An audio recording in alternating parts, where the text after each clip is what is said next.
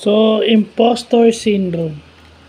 So, yung imposter syndrome is self-doubt of intellect and skills sa mga high-achieving individuals. So, ibig sabihin dun sa mga honor student, mga dean's lister, dun sa mga maraming achievement as a lawyer, public servant, accountant, chief of police, yung mga kahit na ano, basta yung may mga posisyon, yung mga may posisyon kasi considered mo as high achieving individuals kasi marami na silang napatunayan pero tinatamaan pa rin sila ng self-doubt ng kanilang skills at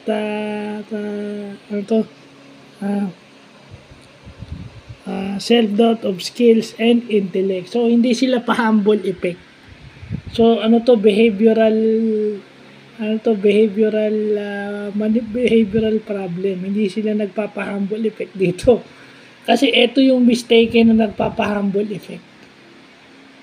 Meron isa kasi trying to be humble or meron naman to imposter syndrome. No, kasi ito ang criteria nito is high achieving individuals, yung marami nang napatunayan all throughout their lives. Yung marami na silang napatunayan na buong taon tinatamaan pa rin sila ng self-doubt.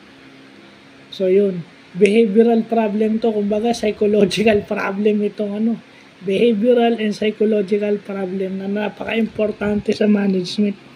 Isa to sa dapat nalalaman ng mga nasa HR.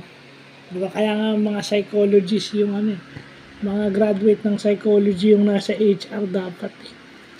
So, yun lang po.